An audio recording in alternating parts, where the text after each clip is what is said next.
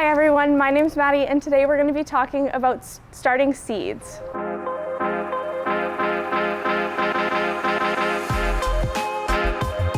Today we're going to start off by talking about the cocoa core pellets.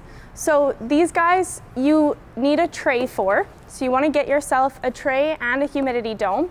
And then you're going to purchase as many of these as you want to have of actual plants. So if you're planning on having 16 tomato plants, which would be awesome, go get yourself 16 of these for those tomato plants. Maybe add a couple extra just because sometimes the seeds don't always germinate, so you might want to start a couple extras just in case.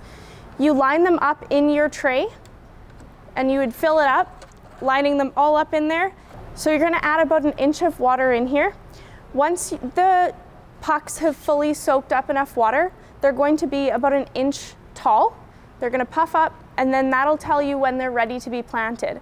So once they're about an inch tall, you can take the seed, and following the instructions on the package, it'll be about 1 to 3 seeds depending on what you're planting.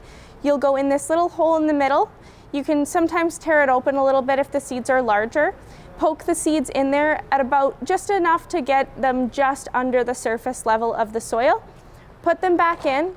Make sure that there's a small amount of water in there.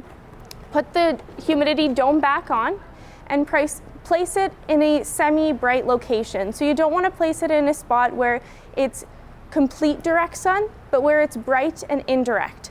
And then for a couple hours of the day, you should be lifting the dome off even just slightly offset so that it's still getting some airflow in there and it's not going to create some fungus or bacteria growing as the seeds are germinating. So once those seeds have germinated, you'll start seeing the sprouts poke up out of that little hole, and you're going to keep misting them daily. So keep them moist, but don't keep them totally wet and submerged. Just keep misting them with just a bottle of water, and then keep that dome off and on. Repeat that cycle all throughout. Once the sprouts start hitting the top of the dome, that's when you're going to remove the dome and you're just going to now have the tray. Now we can move them into a little bit of a brighter location, and we can add a fan as well.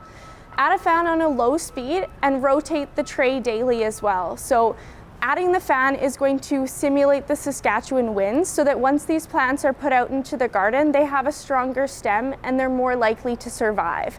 If you forget to use the fan and you have weak, brittle stems, once you plant them outside, one windstorm could snap that stem and all of your hard work could be lost. So this is an important step, and the incorporation of that fan will just increase the likelihood of survival. So once you've got them all strong and you've got the fan on them for a little bit, and the plant is probably about 2 to 3 inches tall, you can take it and you can plant it in one of these core pots. So these are compostable pots made out of compressed core products from coconut fibers.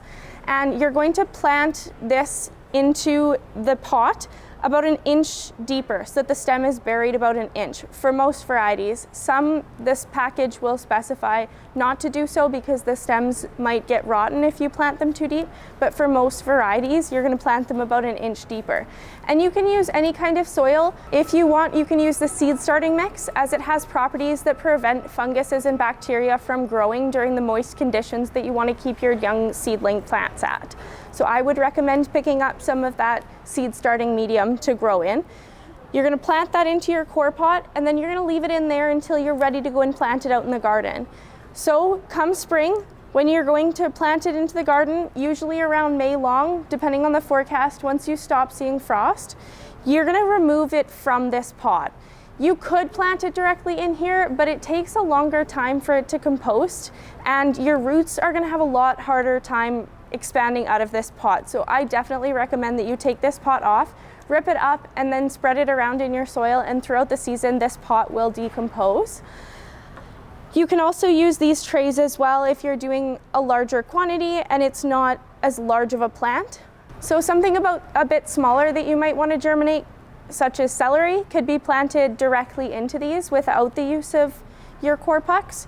You could fill this up with seed starting mix and plant your seeds directly in here, following the same kind of process, using a tray and a humidity dome to let it germinate, and then remove the humidity dome and add the fan, and then plant from here directly into your garden. If you find that we're heading deeper into May and your plants are outgrowing these containers, you can upsize it into these pots before you plant it into your garden as well. So with that, you should have everything that you need to get those seeds started, to get planting that garden, and make sure that everything is on schedule to get it in the ground by around May long weekend. Making sure to check for the forecast before you go and plant all those fresh plant babies out there and have to go out and cover them every single night. Thanks for watching, everyone, and happy planting.